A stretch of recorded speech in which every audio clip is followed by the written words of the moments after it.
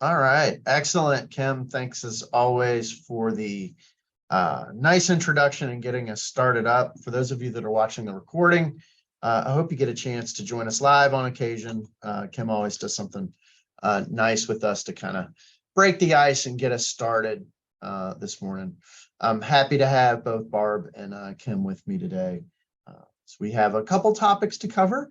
It's not tons of things today, but certainly some great stuff we want to catch you up on for our April 19th user group. So a big welcome to everyone. Happy spring. I hope everybody, if you celebrated, had a nice Easter. I hope you also, if you had a chance to take some sort of spring break at some point in time and either get to relax or vacation or enjoy time with your families. So again, happy spring and glad to have everybody here on the 19th. Let's jump in pretty quick. Like I said, it's not tons of stuff. We're going to demo some things today and go through a couple items. We'll get to those in a minute. First thing we're going to do is look at, since the last time we met back in March, some things that came into production. So a quick release review, and then we'll wrap up with some quick tips, just some things. We've noticed some stuff coming in, some questions that have some common themes.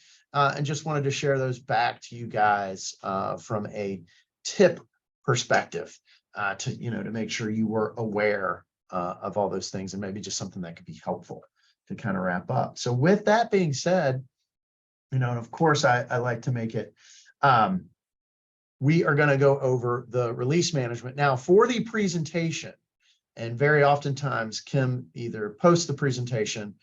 We also make the release information available off the website. This is a live link that you can click, but since I'm sharing today, and if I click that link, it would share to a screen you couldn't see. I'm going to shift, and this would be the link that would launch, so you could see that. And this is items since the last time we met. We met in the middle of March. There was a release on the 30th of March. And then there was a release just recently back on Thursday of last week here in April. So I wanted to review these with you very, very quickly. So starting up at the top, we did do a text update for our suppliers and their purchase order notification email. Makes it a little bit clearer to the suppliers that they have an order, and also reinforces to the supplier community that in order to get purchase order attachments or to obtain the P card, that they need to log into their account to get that. All right, so it's kind of clarifying, how to grab that information, that the courtesy purchase order that we send them in that email, and that's what all it is. It's a courtesy. The order itself, they need to log in and obtain that order in their account. So a little bit of clarification there for our supplier community. This second item here, a buyer. I hope you guys have noticed. I know it hasn't been perfect every time. We're taking baby steps or incremental steps to get ourselves there. But we've been making, over the last several weeks, pretty consistent updates to the PO print that is available. Once the purchase order generates, if you go to other actions, you have the ability to do a PDF version or a Word version of the purchase order document. And we have been making lots of updates onto those areas. There's still more to come. I think this will be the second or third update we've made to PO print. I've got, I'm getting feedback from you guys in the field. Had a couple more little items that came in, and we'll continue to address those over the next couple of weeks as we improve that print. For those of you, this kind of impacts both this third one here, our buyer and supplier community. There we fixed for our sole source emergency, those government to government is another one, those postings where you're doing a notice only. It's not an open solicitation, but where you're just posting a notice. Sole source and emergency being the big ones for those of you that do that. We're having a little problem on the notice of award that the attachment wasn't posting correctly. We got that corrected for you guys back on March 30th. So excited to get that in for you. This next one here, this is a big one, and I'm actually going to demo this today. So this is one of our demo items. Receipts. Boy, that's been a fun adventure for those of you that use receipts. You know that, and I get it. It's kind of a new way to do them in some cases. I know it's been a little bit of a struggle.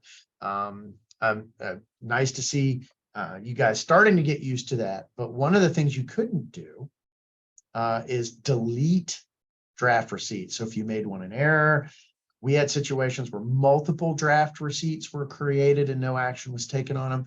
So now we've provided the ability to delete those draft receipts, and that went in back in March.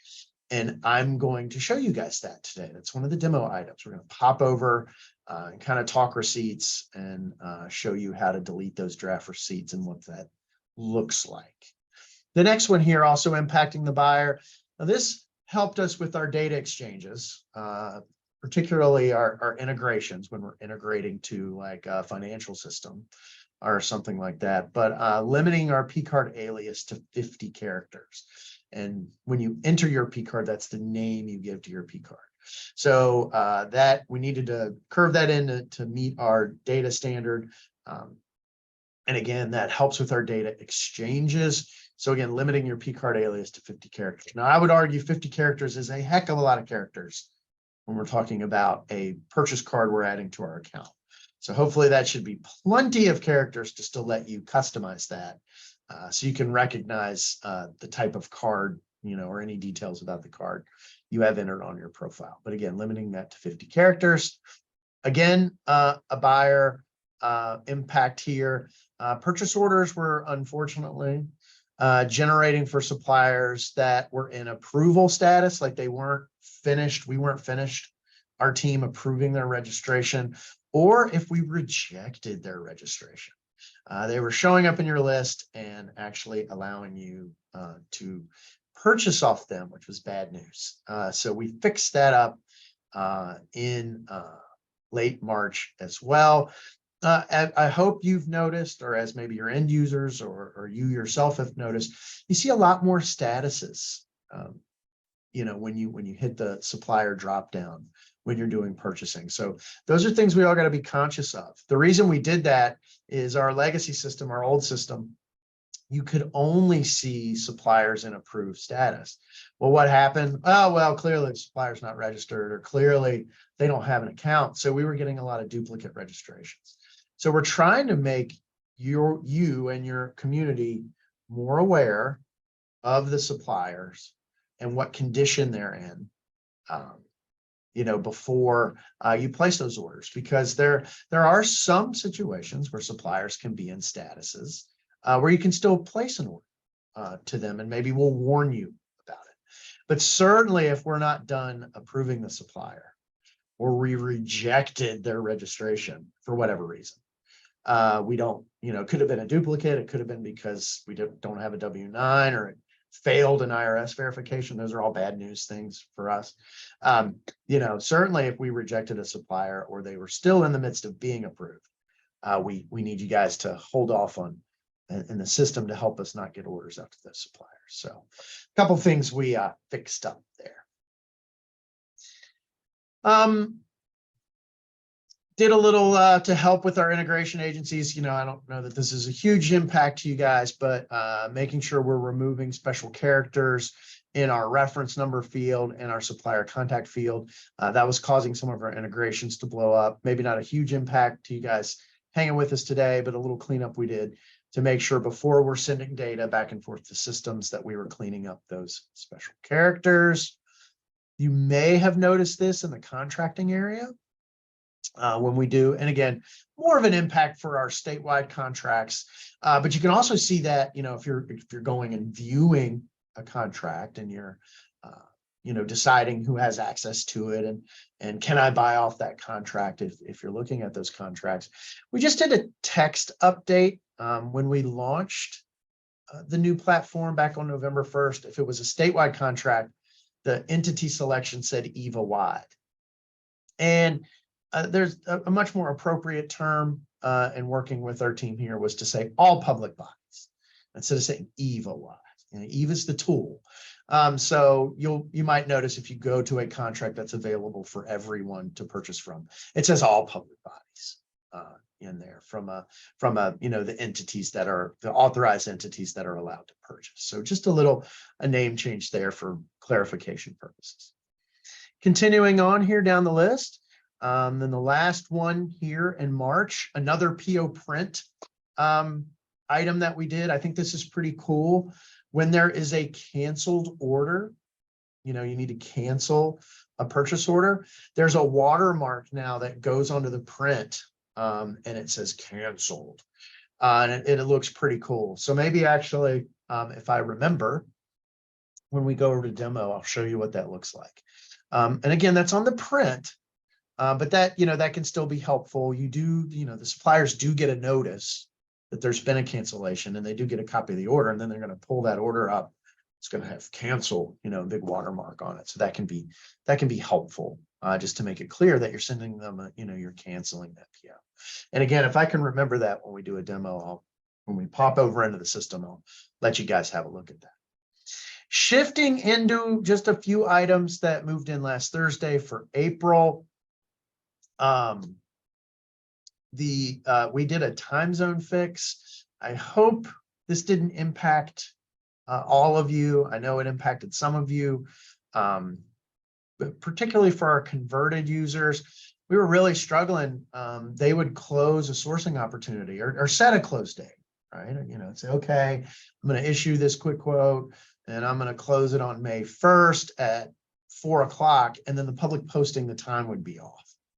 And we were having a problem with the time zone that was set, and it didn't impact every user. But we did do some cleanup and go through, and we are pretty sure we've knocked this out, and we're going to resolve that persistent issue where our close date on solicitations was not matching what was publicly posted. That's not a good thing when we had that mismatch, and hopefully we've got that permanently cleaned up. There was a time zone setting on our users, and we've gone through and made sure every user has got the right time zone set up so that we don't have any syncing issues between our sourcing activity and what's publicly posted. And then kind of a preview, we're going to go into the public posting today as part of the demo. We've gotten a lot of questions about public postings and where's my posting and things like that. So I'm going to go through and do some tips and kind of look around and just kind of generally navigate and do some searching. I know Kim is really good in this area too, so she might pipe up when I'm in there goofing around today and showing you guys some of that. So certainly just wanted to show you some little bit of demo of our public posting area, because we're noticing some questions come in about that. So just something we wanted to touch on. Another good news one here, and this will be demoed as well when we do the discard of the receipts. There's a little comment box that comes up when you discard the receipt, and that's just for kind of audit tracking and so we have an idea of, well, why did you delete that receipt? And guys, it can be as simple as I made a mistake, or I hit create receipt too many times, or receipt created an error. But again, there's a little comment box, and that's now required. You got to get something in there before you delete a receipt. And that way just gives you kind of a, for audit and tracking purposes, why, you were deleting a receipt, which again, no big deal. If you created an error, just put in there that, accidentally created or a receipt created an error. But again, the comment is now required. And we'll see that when we demo. This third from last right here, let me move this up a little bit. State entered vendor. For those of you or your staff that have entered state entered vendors, hopefully you haven't noticed this, but we were getting some emails coming in on those state entered vendors where there was a space in the email address, and we put a check on that email, for the contact information when you're entering email addresses on a state entered vendor, and made that email check for spaces as well in the email, so that trying to avoid getting those invalid email addresses entered for the state entered vendors. And then I need to fix this because I did confirm this, and there will be some people on this call who will say, aha, because I was on another call yesterday and I was talking about this next to last item. And it is for requisition integration only. And for those of you that do integration, I know not all of you do integration. There was kind of an ugly workaround if for whatever reason the requisition transaction was denied by the ERP, denied in most cases by the financial system. It was very difficult to get that requisition back into draft status to then fix whatever the issue was. Maybe your allocations were wrong, or you were missing some important piece of data. Now you can reject that requisition. It goes back to EVA. You can get the requisition back in draft, make the edits, and resubmit so that you can reprocess that. So for those of you on this call who are wondering about, well, what about the PO rejections? Because you can also integrate your POs. That is a separate ticket. That is my fault for those of you that were with me yesterday. So there is fixing the rec side and fixing the purchase order integration side when we get a PO denial. That's in process, and hopefully we'll have some good news on that over the next couple of weeks so that both of those situations will be corrected. But again, clarification, that is the rec transactions. And then last but not least here, for catching you guys up on all these great things that are coming in, providing the ability to delete draft contracts. So we can delete draft receipts, we can delete draft contracts now as well. And this is overall a move. We are slowly working through anything that's in draft. We'd like to obviously be able to delete that transaction. Our new environment worked a little bit different out of the box with draft transactions. And we are slowly working through those and allowing, in this case, receipts and contracts. Those seem to be the two that we were getting the most draft transactions that were either created in error or need to be removed. So good news on that for those of you that use our contracts module, deleting draft contracts. And we're gonna demo that today as well. So I'm going to stop sharing this, and I'm going to just share our presentation real quick one more time. There we are.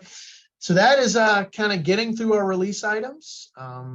Again, we're staying in a pretty aggressive schedule where we're doing releases every 2 weeks.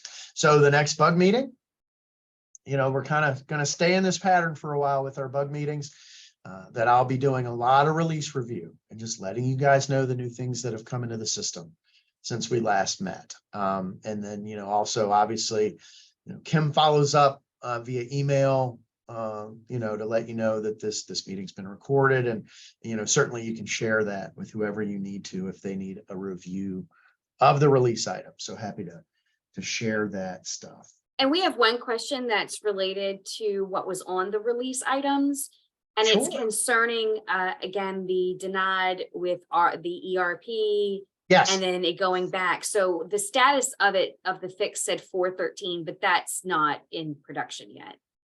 No, the rec one is in production. Okay. So they were Yes. saying that yesterday they had a rec that was denied with their ERP, and they see the denied. However, at the time it did not go into a draft status.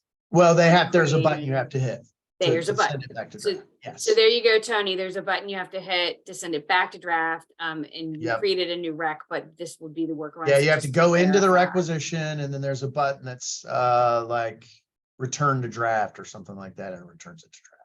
Yes, and Melba, I will definitely make sure that you get the link. It's on our website, the bottom of the page, if you wanted to find it. And then Tony was just asking, what is the button called that they didn't see that they didn't see the button. It's what Tony is asking. Merriman. Okay. I'm sorry, I'm gonna say it wrong. Yeah, if you go into well, actually, I might be able to find one, guys. And Well, I don't mean to no. derail. I just wanted to kind of, if there was a Yeah, quick answer. it's on the ticket. If I didn't know if that was our Tony asking. If Tony Jordan is on the No. it's on the no, but it's Tony on with the an ticket I. itself, and it's on the directions, and it tells you It's like return to draft. You can't miss it. Return to draft or set to draft. It's something like that. It's just we don't have in UAT. Not everything's integrating. It's finding one that's in that status, because that's like, oh, I'll show you. So again, I wanted to show you that list. I did on our presentation, I did put that list out here as well so you could see it. So I'll leave this up for just a beat because I know this is being recorded. And then so, you can either, if the presentation is linked, you can get to the link. But then again, I cut and pasted those items into the slides as well, so that kind of recorded for historical purposes, you guys could get your hands on those and be able to kind of read through again the summary of all the release updates. So this way, this is getting recorded for posterity purposes. And you could pause the playback at this point if you wanted to, reread that list to kind of, remind yourself of any of the release items that came in. So let's shift over to demo real quick. Kind of talked about these when I was going through the release, but we're going to look at deleting draft receipts, deleting draft contracts, and go through some public posting things. So I'm again going to stop sharing. And then I'm going to reshare. And make sure I pull the right screen here. There we go. And I'm sharing Eva now.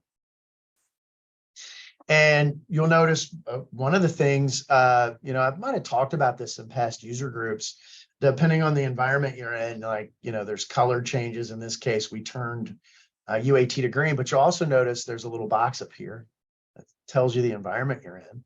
So if you're in the training environment, you get the same thing. It says TRN. Now you don't see anything in production in the real EVA environment, but you get the idea. It's kind of helps you if you're out of the non-prod environment to figure out where you are. So I'm going to slip my glasses on since this text is a little smaller here so I can read. I'm going to drive over. I want to show you guys real quick. Let's see if I can find one. Drop that status and go. I want to show you guys the watermark. So I remembered. All right, that'll do. So if you go into PO, so this is a canceled PO, you can go in and other actions, and you got, and this canceled, non-canceled, you get the opportunity to print the PO. So if I print this, oh, good, it opened. You guys should still be able to see that because it opened in my browser. Yes. There you go. There's your, it didn't launch another thing. I was hoping it would do that, but there you go. I just wanted to show you guys the watermark that comes in. I think that's kind of cool. And then you can also see we have made a lot of changes, pulled in data, all sorts of good stuff to try to make this look a little bit nicer than it did. So I hope everybody feels like that was beneficial, that we made those changes. So just wanted to let you guys see that. So shift back to my homepage here. And I want to talk about draft receipts real quick and getting those knocked out. Couple places you can go. I'm kind of guessing the most common area where we're doing our receiving from. You can certainly go in and browse receipts or go to pending receipts, depending on how you're navigating. I would argue potentially the most common area to pull up the receipts is you're actually going and looking at your orders. Oops, let me clear out canceled here. And actually, if you remember from our last user group, I have a favorite where I pull up just the orders that are associated with me. And that's a favorite you can build. If you're like, whoa, Shane, that's cool. I don't know what you're talking about. If you go and do the replay for our March user group, you can see exactly how I did that and set that up as a favorite.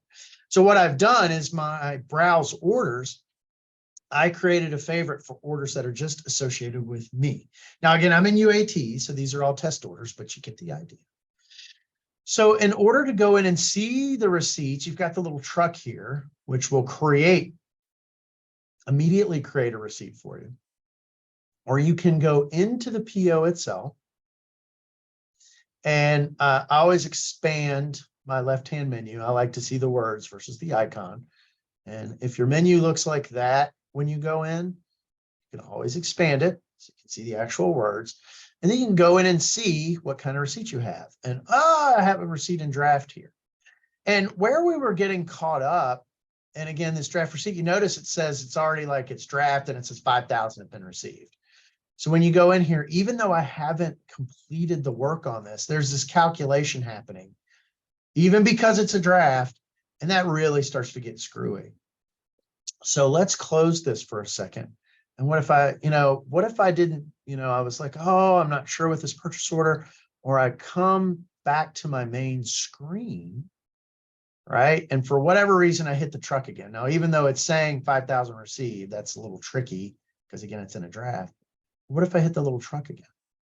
Oh, look, I've created another receipt. I hit save. I pull that information in. I'm getting this weird error because I've got another, like, what is going on? I can go back to my order here, back to order, and see the receipts. And oh my goodness, I got 2 draft receipts. What have I done? What have I done? Oh my word. And you'll notice in the background here, you can see the discard draft.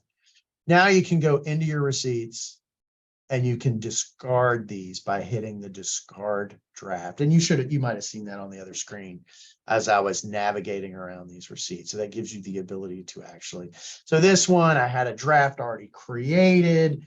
I created another draft. It's telling me, well, you don't have any items to receive because you already had a draft. All the terrible things that happen when we start to create multiple drafts and all the trouble that can cause. So if I wanted to clean these out, I can just simply hit discard. There's my reason. I do have to put a reason in. It's required.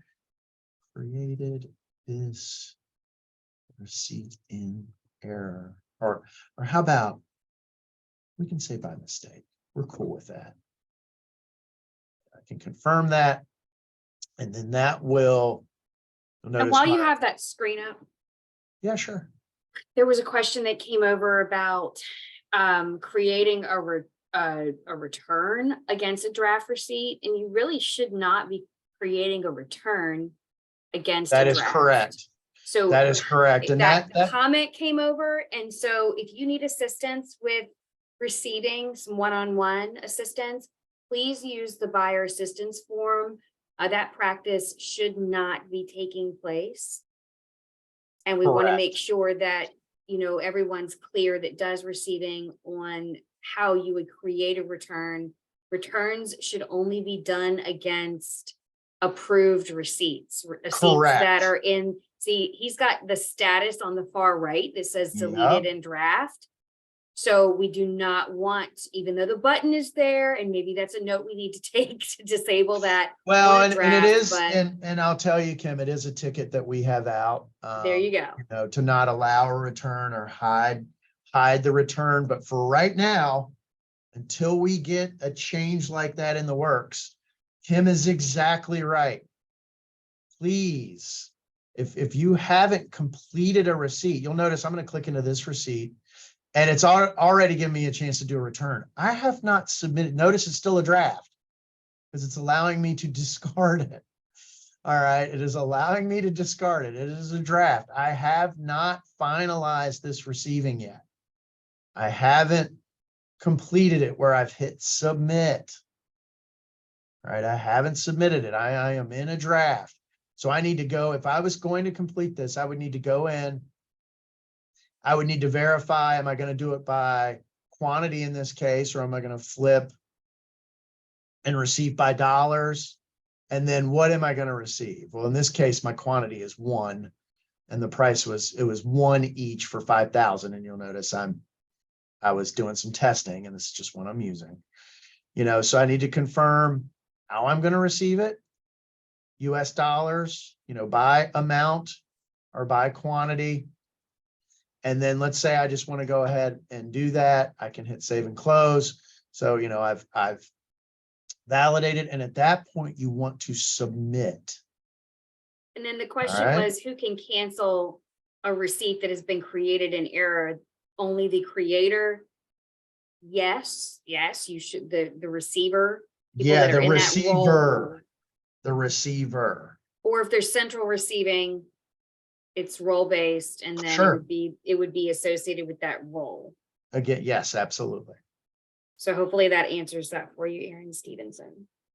So I'm gonna save and close that, and then you'll notice my receipt goes into approved and I'm fully received. And then to reinforce what Kim talked about, now I've got a fully approved, I've received all those and I go, uh-oh, you know, I need to do a return. You would want to go back to, in this case, forget that deleted one. I know it's still there. You can still see it. It's gone. Don't worry about it. We also have a ticket in to hide the deleted ones, you know, or at least let you filter it out by status so you can get rid of those deleted ones. But again, be very conscious of the status. The receipt is in. So, oh my gosh, I need to do a return. Go back to the approved receipt, open it, and then you can create a return. And one of the rules of thumb, if you go into a receipt and there's a ton of buttons up here, save and close, discard draft, view PO, don't click create return. Create return on an approved receipt really kind of lives by itself. It kind of lives on a little island. So again, I know you got to think through that. It's not necessarily completely intuitive, but that turns from demo to almost tips and tricks, right? We're doing a little training here. Again, receiving's not super complex. You know, it's you come out, you create a receipt, you verify how you want to do it, you save it, you submit it, and then it gets into approved status. But you saw all the different buttons and options. You can absolutely get yourself in a ditch. You can get yourself in a ditch pretty quick. You know, so I hope looking at this and going through this today has been helpful. Sounds like it has been because we got some good questions. So that is deleting a draft receipt. That's also, notice I'm in the PO here. You know, again, you can, those other actions you can print. There's your print options there. All right, good stuff. Let's talk about contracts real quick for those of you that do contracts. So there's a My Contracts link, and that really shows you kind of, it's almost like a dashboard page. I can click on it to show you. So it's like a dashboard page. We need to do a little work around this to, you know, to get you some more viable data here that can help you, you know, manage your contracts. So there's a little work that needs to be done here.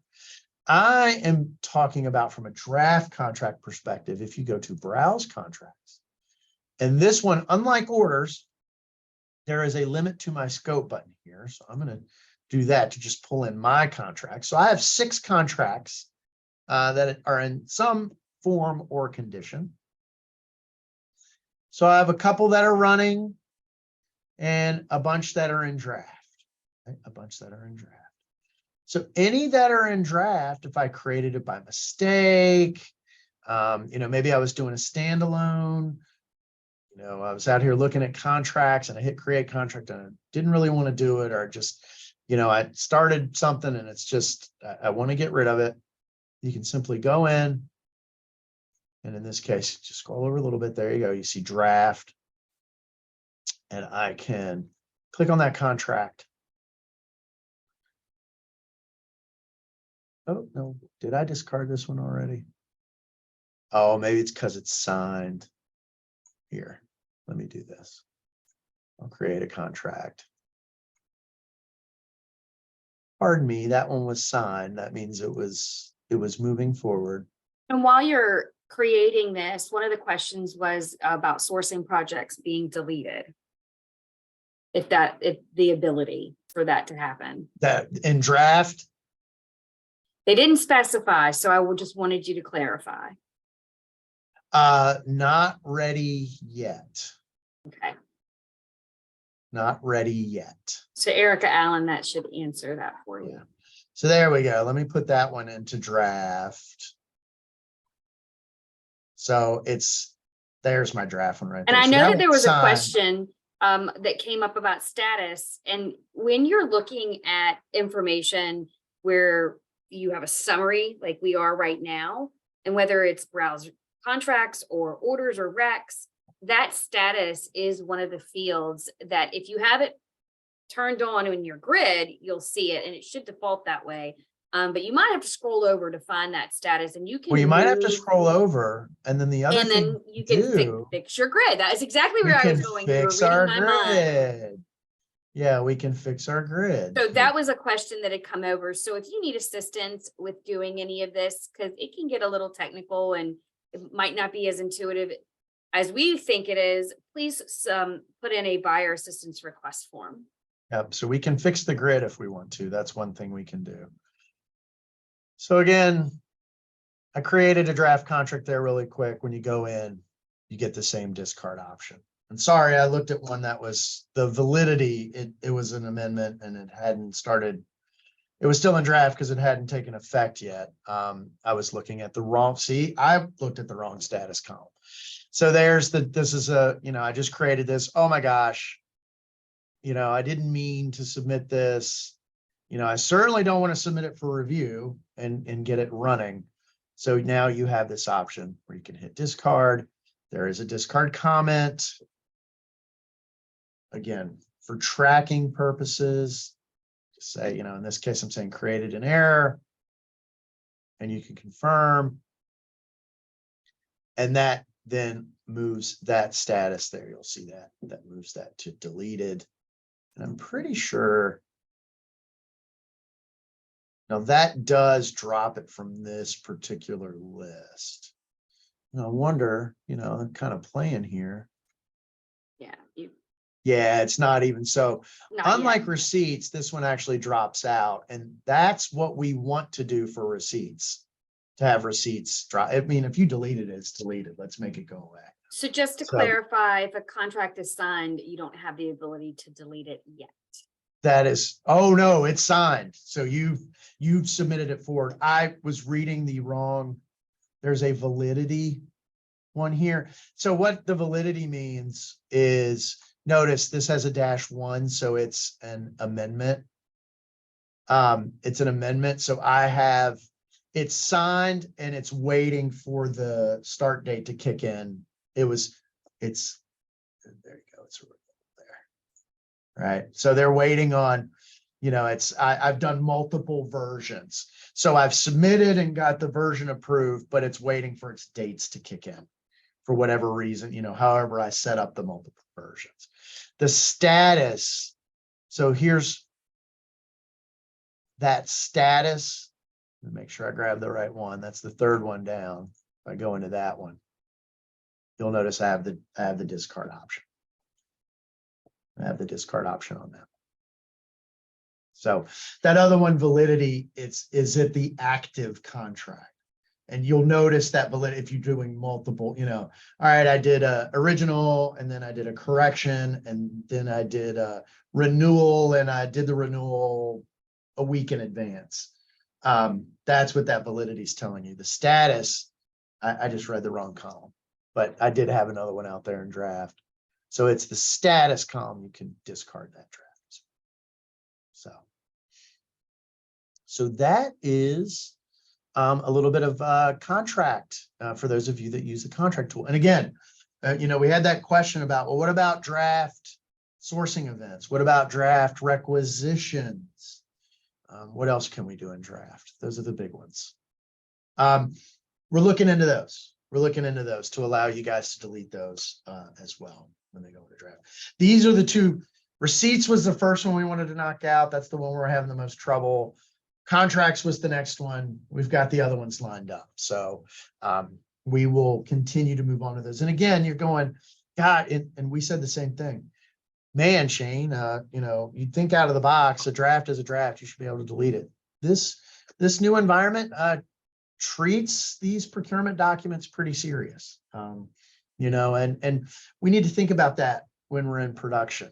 And when we're creating things and being careful with where we click. And that's actually going to be one of our tips. You're gonna get that in just a second from a tip perspective. But moving along, because man, this hour goes fast. Time just blasts along on us. I'm going to reset this screen to go back to my homepage, and I want to do a little discussion about our VBO, Virginia Business Opportunities, our public posting site. we've got some questions from the field and, hey, I'm looking for my posting and I can't find it. And why is it not at the top? And there's a lot of things like that are going on, and we're getting them kind of from all over. So I just wanted to kind of run through public posting a little bit and click on some stuff. And again, Kim, I know this is an area you're an expert, and she does a lot of supplier outreach and talks about public postings. So if you want to jump in on anything, please feel free. Or anybody here, Barb as well, feel free to jump in. But I just wanted to show you some stuff, by default, we are pushing, or the system, EVA, is pushing solicitations that are competed, your IFBs, your RFPs, your quick quotes, solicitations that are open and looking for competition. Those naturally get pushed to the top of the list. That's those are kind of the natural things we want to do. But man, let me tell you, we're doing literally hundreds of postings, even in that area. Even, there's an IFB, a quick quote, an RFP, a quick quote. And these suckers, we're doing, some days it's hundreds are going up. So this list, you'll notice it only goes, I think it's about the first kind of, you notice the system's down here trying to load more up for you. But it loads about 20, 15, 20, 10, 15, 20, and then you can scroll and it'll load 10, 15, 20 more, and then it'll load 15. 20. So, but again, at some point, the scrolling, you're gonna drive yourself crazy, right? So just a couple things. If you're looking for an open solicitation, use your advanced search. So here's a quick one. Let's look for open. We could look from a buying entity perspective. Well, maybe I'm with, who do I want to be with today? I wonder if they're on here. There you go, City of Harrisonburg. So I'm with City of Harrisonburg. I want to check. And when I do that refinement, you'll notice I've refined myself down to these top, it found 3 things for me here. So open City of Harrisonburg. There we, although hang on, how come it didn't refresh? Refresh. There we go. Open. They're all open.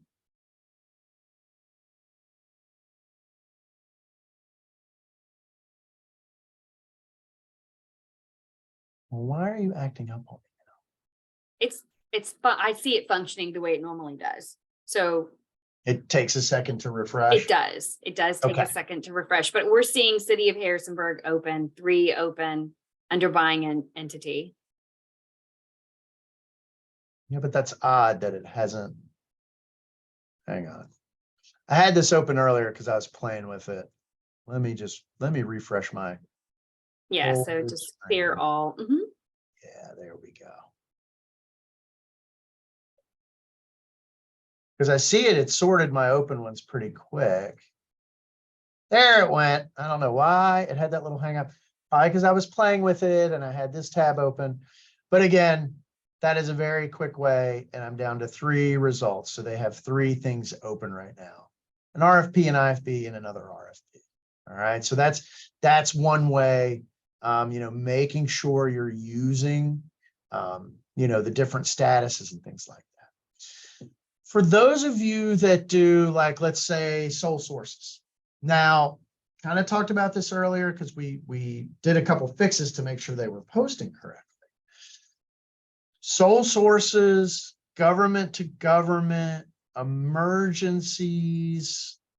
Let me make sure I'll hit more here to kind of read them. We've had things for so many years. There's our government to government.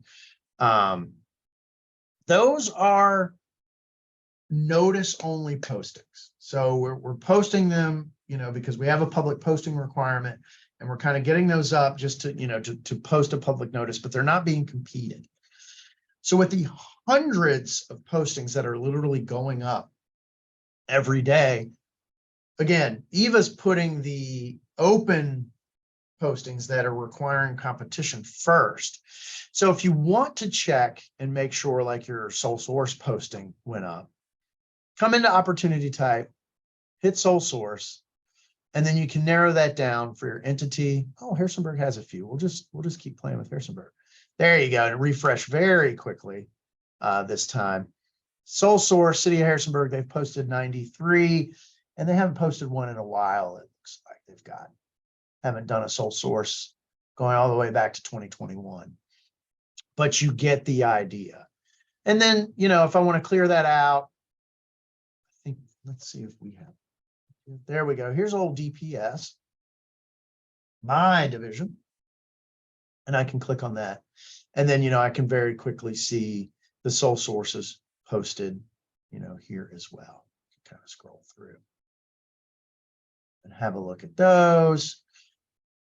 And same deal. Let's say, oh, well, maybe I want to, I don't want to do sole sources. That reset my results for everything posted by DPS. And then maybe I want to say, oh, show me the emergencies. And I can go in and I can see the emergency postings done here as well. Again, not everything's going to automatically come to the top of the list. Not everything's going to be, even an open solicitation coming to the top of the list. So again, just a couple things I wanted to bounce around there and show you guys that. But certainly, wanting to use your advanced search feature here. All right.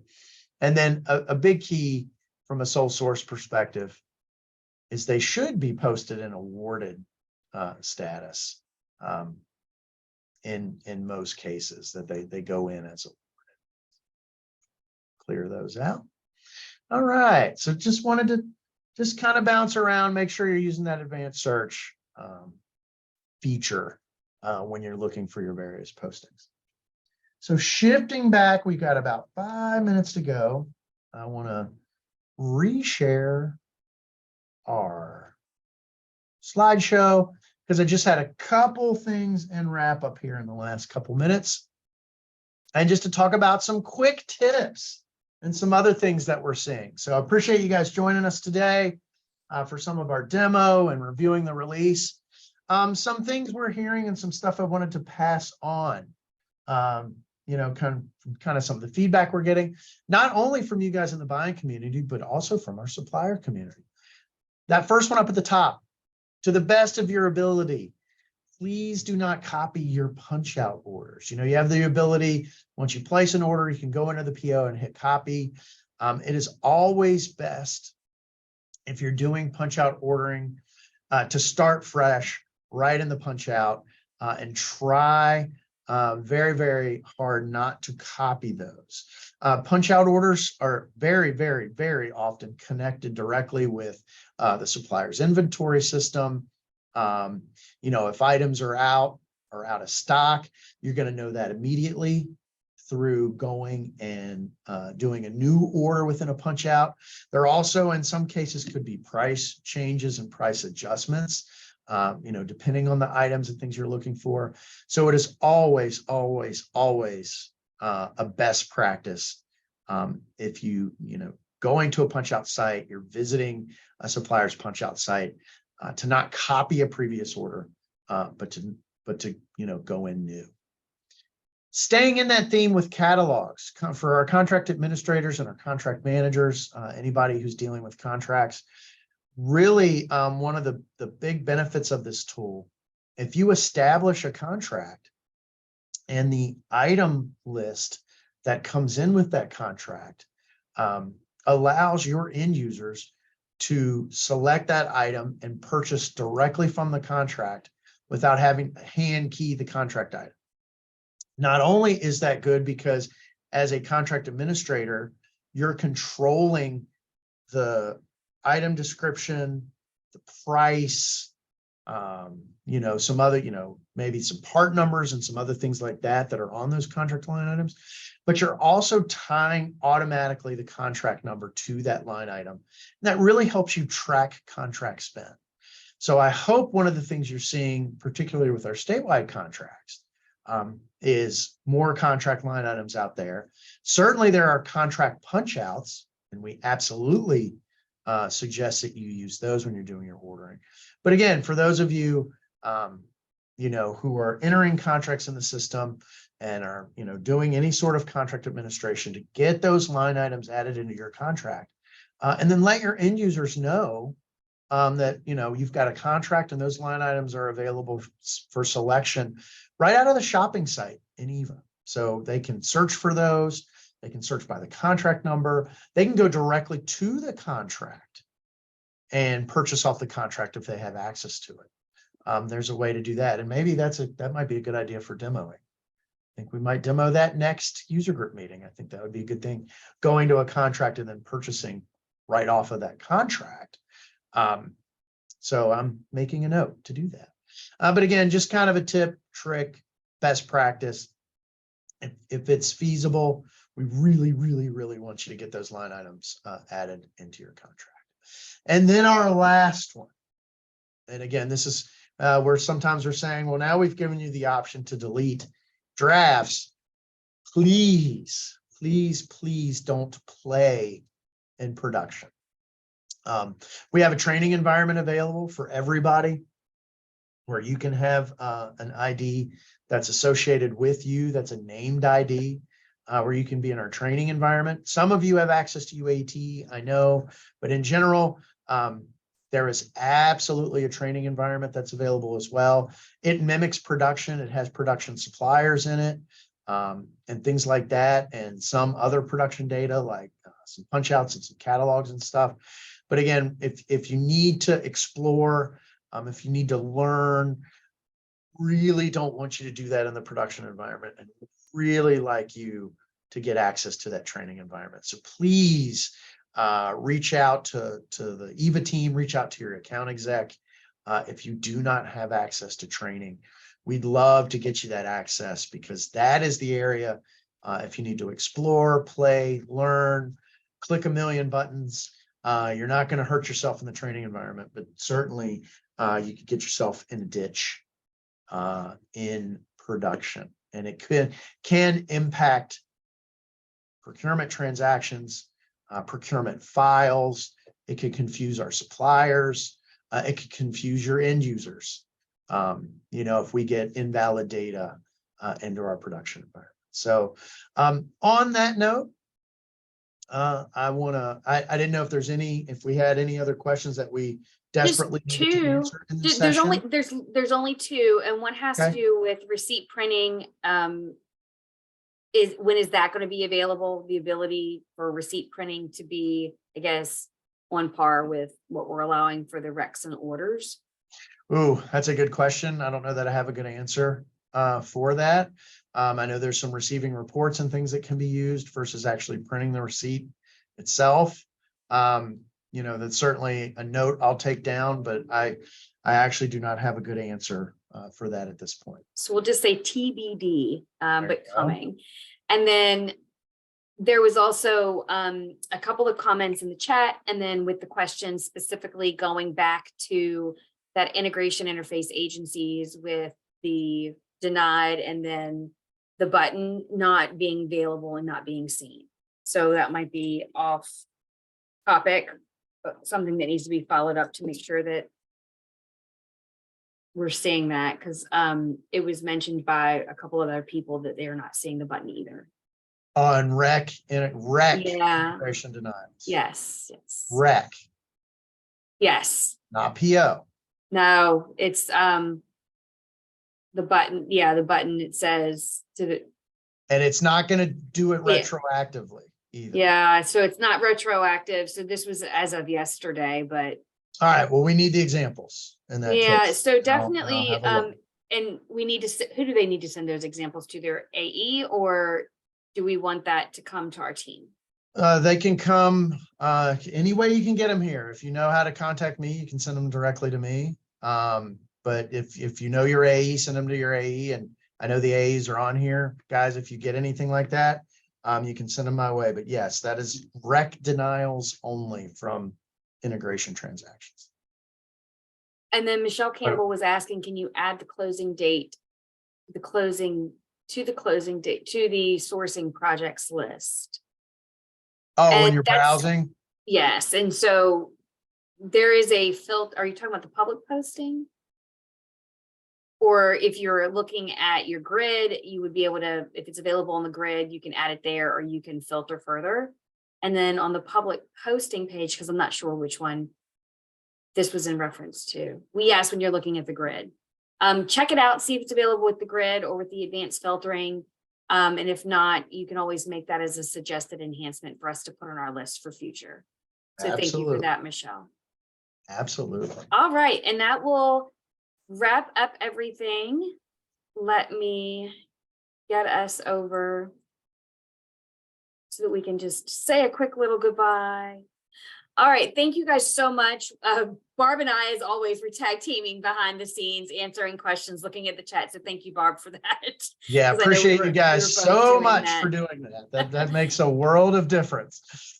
The playback will be available, I hope either later today, or it might be as late as tomorrow. So look for that to be posted and then circulated by email. And as always, continue to use that buyer assistance form. Thank you guys so much for your attendance, your time, your attention, your great questions. And thanks to Shane and Barb, and we will see you at next month's user group. Woo-hoo. Have a Thank you, great rest of your guys. day. Bye, Take care, guys.